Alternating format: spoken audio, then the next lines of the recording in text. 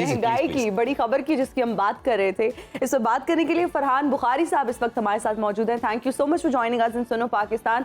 Sir, अगर निगरान हुकूमत की बात करें तो आवाम पर कयामत ढा दी और ऐसा लगता है कि निगरान हुकूमत जो है साबिक हुकूमत का एजेंडा पूरा करने में वो लगे हुए हैं और एक माह में तीसरी बार पेट्रोल महंगा कर दिया है।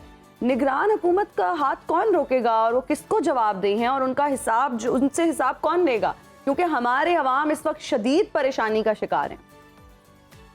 जी बहुत शुक्रिया। मैं सुबह सुबह उस्ताद अमानत अली खान को एंजॉय कर रहा था और आपने फिर मजा किरकिरा कर दिया क्योंकि अब ये हम रोज का डिप्रेशन और रोज के रोने की तरफ जा रहे हैं, जबकि उस्ताद अमानत अली खान तो एक अजीम शख्सियत थी। बहरहाल जो क़यामत है या जो हालात हैं, आज का डॉन अखबार आप ज़रूर पढ़ लीजिएगा क्योंकि उसमें उन्होंने एक तफसीली खबर कराची और टेक्सला से शाया की है, जिसमें घर घर के जो वाक़यात हैं, कहाँ कहाँ पे लोग क्या क्या अपनी चीज़ें बेच रहे हैं, अपनी जो कुछ भी थोड़ी बहुत असासे हैं वो बेच रहे हैं। देहातों से खबरें ये हैं कि लोग अपने जानवर भी कई जगह पे बेच रहे हैं। क्यों? सिर्फ और सिर्फ बिजली का बिल पूरा करने के लिए। और निगरान हुकूमत का हाथ रोकने वाली बात यह है कि निगरान हुकूमत को फिलफौर जो तरक्की के नाम पे जो तरक्याती कामों के लिए जो साबका हुकूमत एलोकेशंस कर गई है बजट में, ख़ासतौर पे पार्लियामेंटेरियंस को जो पैसे दे के गई है, वो फ़ौरन रोकने की ज़रूरत है। और इस तमाम की तमाम रकम को सबसे पहले लोगों की जो रोज़मर्रा की ज़िंदगी की मुश्किलात हैं, ख़ासतौर पे तवानाई के हवाले से, चाहे वो पेट्रोल हो, चाहे गैस हो, चाहे बिजली हो, उस किस्म की चीज़ों पे लोगों की मदद करने की ज़रूरत है।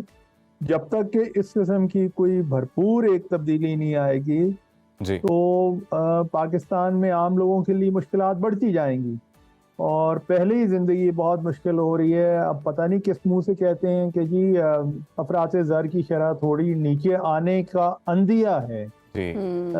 अभी आई उस तरह से नहीं है, लेकिन ये कि आदाद शुमार सरकारी ये बता रहे हैं। अब सरकारी आदाद शुमार पे अगर आप एतबार करें तो फिर आप आगे गुफ्तगू लेके चल सकते हैं। मैं तो उस किस्म के आदाद शुमार पे एतबार करने को तैयार नहीं हूँ। और ख़ास तौर पे जो ताज़ा तरीन पेट्रोल की कीमतें, डीजल की कीमतें बढ़ी हैं, उसके बाद अल्लाह ही वारिस है। फरहान साहब, इसी बारे में बात करना चाह रहा था मैं सर कि is there any light at the end of this tunnel sir? कोई रोशनी, कोई आसार नज़र आते हैं? कोई हालात बेहतर होंगे? इंतखाबात का कहा जा रहा है, आपको लगता है कि आम इंतखाबात होने के बाद जब एक अवामी राय से जो मुंतखब हुकूमत है वो इक़्तिदार संभालेगी तो फिर जो मईशत है वो बेहतर होगी? भाई बदकिस्मती ये है कि इस वक्त आप पाकिस्तान के तूल अर्ज़ पे देखें तो कोई भी बड़ी सियासी जमात ऐसी नहीं है जिसने तफसीलन अपनी पॉलिसीज़ मईशत के हवाले से बिलउमूम और महंगाई के हवाले से बिलखुसूस बयान की हों। और लगता ये है कि हर पार्टी जो है वो इस वक्त सियासत में लगी हुई है। ख़ास तौर पे ये जो अभी अभी हुकूमत गई है पीडीएम की, इन्हें तो एहसास है ही नहीं गो कि ये आईएमएफ का प्रोग्राम जो आज का है, स्टैंड बाय एग्रीमेंट, ये इसका तोहफा यही हुकूमत करके गई है और इनकी नाअहली का नतीजा है कि हम इस मुसीबत में पड़े हुए हैं। देखिए ना, ये जो ख़ास तौर पे इनके आखिरी 8-9 माह का जो अरसा था, जबकि साबिक वज़ीर ख़ज़ाना इसहाक़ डार साहब के दौर में गुजरा, तो हमारी मईशत के हवाले से जो भी आदाद शुमार हैं वो नीचे की तरफ ही गए हैं, मुश्किलात बढ़ी हैं।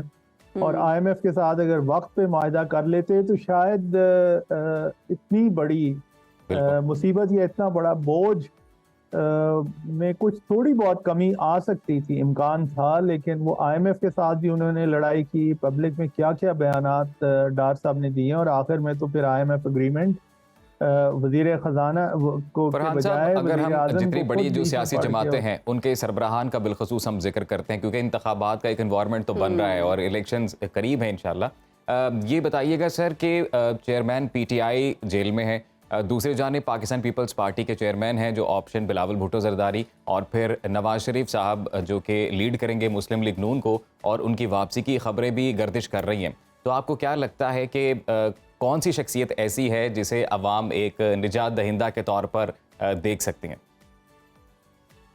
भाई इस सवाल का जवाब तो मुश्किल है, क्योंकि इस वक्त तो निजात दहिंदा से ज़्यादा यानी शख्सियत से ज़्यादा निजात दहिंदा पार्टी की ज़रूरत है। और पार्टीज़ क्या कर रही हैं? मैंने हाल ही में भी एक जगह पे कुछ शख्सियात से मुलाकात हुई थी, सियासी शख्सियात से, तो उनसे यही अर्ज़ की थी। उन्होंने कहा कि जी वो इस वक्त तो हमारे जो कायदीन हैं वो ज़्यादा इस सोच में रोज़मर्रा की ज़िंदगी गुजारते हैं कि हमारे जो लीडर हैं जो कि बैरून मुल्क हैं वो आकर वो किस तरह वापस आएंगे। तो ये तो हमारे लिए प्रायोरिटी है कोई नहीं। तो अगर प्रायोरिटी आम रोज़मर्रा की ज़िंदगी में लोगों की मुसीबत नहीं है और नौबत यहाँ तक पहुँच गई है कि लोग अपने घर की जमा पूंजी और छोटे छोटे असासे बेच रहे हैं, जिस तरह मैंने अर्ज़ की डॉन अखबार की आज की खबर, तो फिर इसका मतलब ये है कि हालात ना सिर्फ ये कि बहुत गंभीर हैं, बल्कि जिन्होंने जिम्मेदारी लेने की जिन्हें ख्वाहिश है आगे चल के, उनकी भी कोई उनकी तरफ से भी कोई ये अंदिया नहीं है कि वो जिम्मेदारी उस तरह लेने को तैयार हैं जिस तरह लेनी चाहिए, ताकि लोगों की मुसीबतें कम हों। असल मामला तो ये है कि पाकिस्तान की अवाम का जो इस वक्त जी बिल्कुल फरहान साहब, आपने सही निशानदेही की है कि जितनी भी सियासी जमातें हैं उन्हें अब वक्त है मेरे ख्याल से कि मिल बैठना चाहिए, उनके कायदीन को मिल बैठना चाहिए, क्योंकि इस सारी सूरत हाल का जो खमियाजा है वो आम आवाम भुगत रहे हैं, महंगाई आम आवाम भुगत रही है। तो फिर जो तमाम पॉलिटिकल हेड्स हैं, तमाम पॉलिटिकल पार्टीज़ के हेड्स हैं, उन्हें बैठना चाहिए और मिलकर आवाम के मुफाद में कोई फैसला करना चाहिए। माहिर मशहद फरहान बुखारी हमारे साथ मौजूद थे सुनो पाकिस्तान में। सर आपका बहुत शुक्रिया। Thank you so much. हर वक्त बाखबर रहना वक्त का तकाजा है, बर वक्त बाखबर रखना हमारा फरीजा है। अभी सुनो न्यूज़ के YouTube चैनल को करें सब्सक्राइब, बेल आइकन पर करें क्लिक और मुल्की और गैर मुल्की खबरों से रहें बाखबर, यकीन के साथ।